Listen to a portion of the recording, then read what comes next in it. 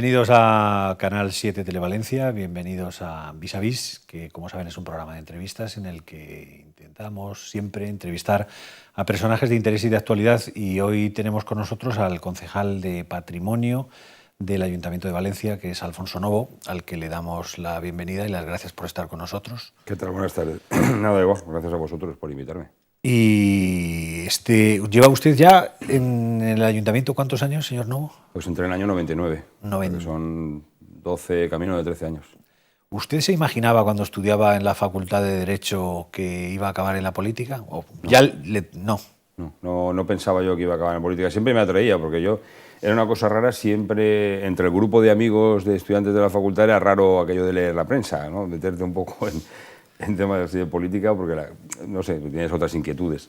Y a mí siempre me gustaba y además llamaba la atención un poco de mis compañeros, ¿no? Pero tampoco imaginaba en aquel momento que una cuestión que a mí me atraía, no sé por qué, no me imaginaba que pudiera acabar efectivamente como ha acabado en política, ¿no? Pero cuando usted estudiaba Derecho no pertenecía ni a ninguna asociación de estudiantes ni nada por el estilo. Nada, para nada. La única asociación de estudiantes a la que usted pertenecía eran el grupo de amigos que cantábamos y hacíamos música por ahí. Efectivamente, sí, nada más. Nada más. ¿Y cómo nació su espíritu y su interés o meterse en política?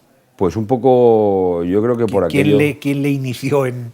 No, yo creo que esa misma inquietud, que no hacía que me imaginara que posiblemente fuera a estar en política, bueno, pues tanto tiempo, llegar a involucrarme tanto, pero sí que había una inquietud de preocupación por, sobre todo, fíjate, por cuestiones muy valencianas, ¿no? Yo creo que aquello, eso sí fue lo que despertó un poco en mí, el intentar defender por encima de otras cuestiones todo aquello que afecta a los valencianos, conseguir un poco que estuviera más reconocida la ciudad, que nuestro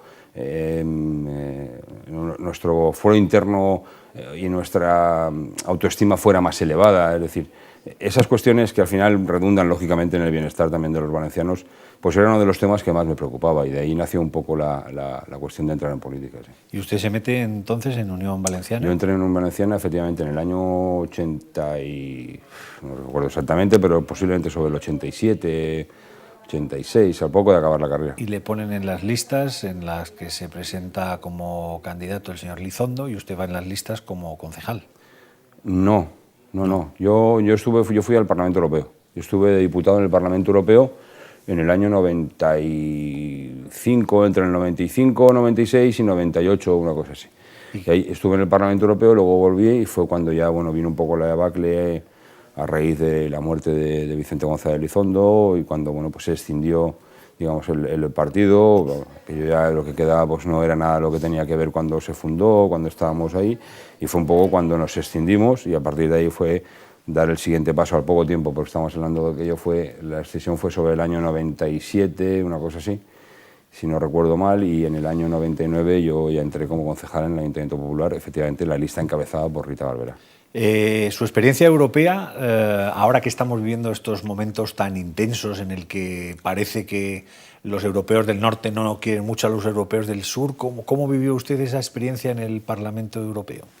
Bueno, yo sinceramente creo que esa reticencia siempre ha existido. Es decir, que nosotros por sistema, con independencia de que tuviéramos que tener muy buenas relaciones con los países del norte, y estoy hablando fundamentalmente pues, de Dinamarca, Alemania, Holanda, Reino Unido, en la medida que podía afectarles o no, Francia.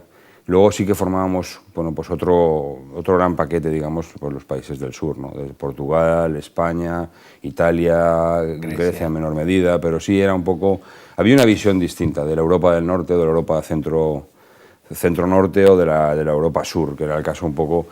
Y eso costaba, efectivamente, ¿no? También es verdad que nosotros entramos en la Unión Europea, entonces Comunidad Económica Europea, en el año 86, y poco a poco yo creo que aquello pues fue consolidándose efectivamente dentro de la propia Unión, con compromisos importantes, pero siempre había un trato un poco especial para los países del sur, ¿no? Tenías que evidenciar mucho más y demostrar muchísimas más cualquier cuestión para que al final se te pudiera financiar un proyecto, se te pudiera pues echar una mano en el caso de unas inundaciones. Es decir, que al final, claro, entonces éramos objetivo 1, además, la Comunidad Valenciana, con lo cual, porque la renta era inferior, si no recuerdo mal, al 75% de la media, con lo cual recibíamos muchos fondos también de Europa, que eso yo creo que nos vino muy bien en la Comunidad Valenciana, porque eso permitió hacer muchas infraestructuras en la comunidad que posiblemente sin esa ayuda no la tendríamos ahora. En aquel momento además era deficitaria, es decir, la aportación que hacía España a la Unión Europea era era inferior a lo que recibía. Eso ya ha cambiado, claro, porque efectivamente se ha dejado de ser objetivo 1 en la comunidad y otras regiones, otras comunidades autónomas, y porque además vía fondos de cohesión también están entrando menos fondos al país, ¿no? Pero sí que había un trato, yo creo que diferenciado de los países del sur con los países del norte. De hecho, yo creo que cuando se dejan de percibir fondos de cohesión es en el 2007, cuando España empieza a ser un país que da más dinero que recibe. Exacto. Y me imagino que probablemente esos 20 y tantos años que hemos estado en esa situación han servido también un poco para que hayamos creído que ese dinero iba a seguir fluyendo, y cuando deja de fluir más la crisis, se agudiza una situación como la actual.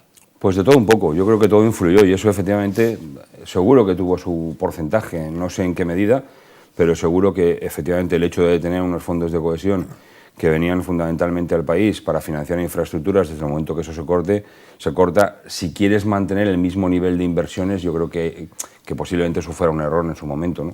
Es decir, intentar mantener el mismo nivel de inversiones teniendo en cuenta que ya no cuentas con esos fondos, pues lógicamente el esfuerzo que hacen las administraciones españolas, ya sea la del Estado o de las comunidades autónomas, es muy superior, y efectivamente posiblemente no estuviera preparado para eso, ¿no? Pero luego al final también mucha gente protestaba, porque bueno, en el sentido de que decían que si los alemanes, pues al final se quejaban que si venían muchos fondos, ¿no? Yo siempre he creído que al final a Alemania le era rentable estas cuestiones, ¿no? Porque todo lo que venía vía financiación económica, con un gran porcentaje de fondos alemanes que formaban ese gran paquete de la Unión y que luego se destinaban a los países, entre ellos España, luego eran las propias empresas alemanas, empresa industria alemana, la que de alguna forma era beneficiaria del proyecto, o del trabajo, de la infraestructura o del estudio. Es decir, que al final de alguna manera revertía el dinero que de alguna indirecta o directamente nos venía a nosotros, indirectamente le revertía a las industrias de las empresas alemanas, con lo cual, si no, desde luego me imagino que habría sido insostenible, ¿no?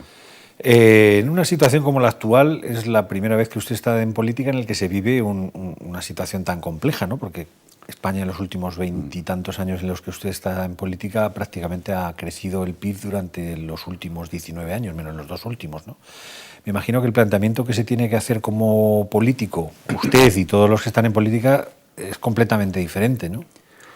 Es distinto, completamente es distinto. Desde luego es muy diferente posiblemente a las épocas en las que, de hecho, bueno, estamos tomando medidas que muchas de ellas no son de agrado de quien las tiene que tomar, y hablo del área que yo tengo competencias, pero que estás tomando medidas que están intentando reconducir cuestiones que cuando pues, todo iba bien y económicamente iba bien y había presupuesto y más o menos podías financiar determinadas cuestiones o servicios, pues se financiaban. Eso ha llegado a un punto en el que posiblemente, y yo creo que se ha dicho muchas veces, no voy a decir nada nuevo, pero yo creo que tenemos que ser lo suficientemente inteligentes todos, absolutamente todos, para poder sacar de este mal momento, porque verdaderamente, bueno, para algunas personas es un mal momento, para las administraciones no es el mejor momento, pero tenemos que ser capaces de sacar de aquí lo mejor. Es decir, lo mejor es de reconducir muchísimas cuestiones de orden interno y de orden externo en cuanto a inversiones, en cuanto a organización administrativa, en cuanto a financiación de proyectos. Es decir, todas estas cuestiones yo creo que se tienen que mirar con mucha más lupa, y tenemos que aprovechar esta situación difícil y complicada para que cuando salgamos de aquí no haya nadie con la mentalidad de decir voy a ver si en el 13 o en el 14 recuperamos como estábamos en el 7.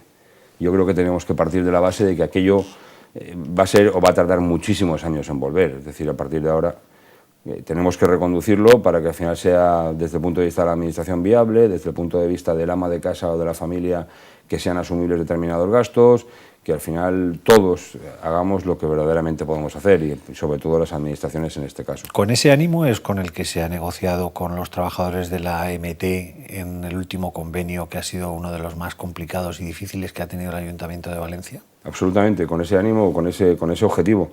Y ha sido el más difícil porque es la primera vez en un convenio colectivo en el que los trabajadores acuerdan Al final, porque digo que acuerdan, pues, lógicamente, pues una cuestión... De todas maneras, aquí, perdone que le interrumpa, algo se me ha quedado perdido por el camino, porque ellos, los sindicatos, los trabajadores han hecho declaraciones en referencia a lo que se había llegado a qué acuerdo, pero el ayuntamiento no ha sido muy explícito a la hora de decir exactamente en qué funciones ha sido el convenio que han firmado. Bueno, yo creo que sí. De hecho, yo mismo hice una comparecencia junto con el jefe, el director de recursos humanos de la empresa municipal de transporte, para contar en qué había consistido 2 días después de que se votara. Por eso decía que los trabajadores aceptan por primera vez, desde que existe la AMT, una reducción salarial. Es decir, que el tema era complejo. Y si eso se votó un sábado, si no recuerdo mal, dejamos el lunes porque había que inscribirlo y el martes hicimos la comparecencia en los medios contando efectivamente qué había consistido. Es decir, al final pues hay un porcentaje que es la eliminación de una paga repartida, que es un 7%, más otros conceptos como lo que en su momento había también, que era una prima de adaptación al euro, que tampoco estaba mal que en el año 2012 pues se retirara ese concepto como tal, con lo cual pues estamos prácticamente en torno a un 10%, entre un 1,5 y un 10% de reducción salarial, que eso nos permite 2 cuestiones fundamentales, y era un poco lo que le trasladábamos a los representantes de los trabajadores.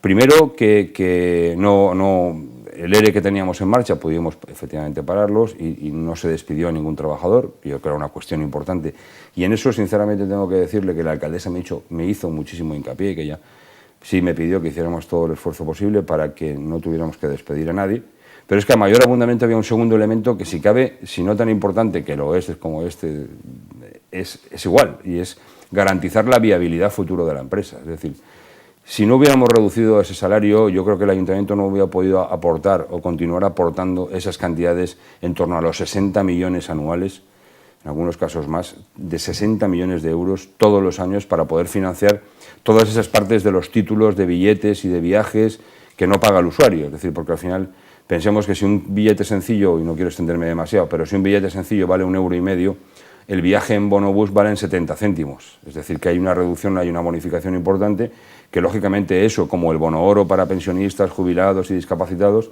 todas esas cuestiones las está asumiendo directamente el ayuntamiento.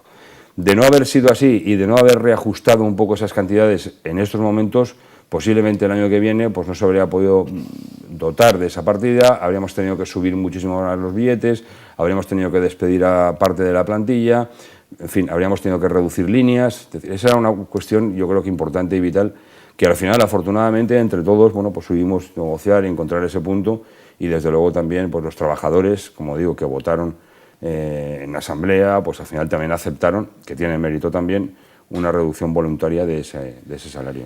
Pero fue una disputa importante porque en algunas ocasiones leíamos en los medios de comunicación y veíamos que en los días de huelga se habían estropeado autobuses y se habían... Fue una negociación muy complicada, además estuvimos casi 5 meses, más de 5 meses, con esa negociación, y pasó efectivamente un poco de todo. De hecho, eso sigue las investigaciones policiales, porque al final, lógicamente, se interpuso la correspondiente denuncia ante la Policía Nacional para que investigara, lógicamente, lo que había pasado con los pinchazos de ruedas, con la rotura de máquinas, en fin, con determinadas máquinas para elevar autobuses también aparecieron algún día roto, aparecían pintadas por la calle, aparte de todo el lío de los adhesivos, en fin. Bueno, indirectamente a mí también me afectaron con las pintaditas, no a mí, que fue lo peor, sino bueno, pues a un hermano mío, ¿no? Es que también no sé qué culpa tenía él, el pobre. Pero bueno, al final todas esas cuestiones yo creo que tuvimos que intentar asumirlas, tuvimos que intentar llevarlas de la forma más discretamente posible en beneficio de ese futuro acuerdo, ¿no? Que es el que pretendíamos, para garantizar, sobre todo, evitar que se despidiera gente y garantizar el futuro de la AMT como tal, como una empresa municipal, una empresa pública, con aportación municipal, y que sigue siendo el socio único que tiene en estos momentos la AMT, es el Ayuntamiento de Valencia. ¿Y el convenio por cuántos años se ha firmado? El convenio hemos firmado por 2 años, es decir, que para el 14 pues habrá que volver a sentarse para volver a negociar.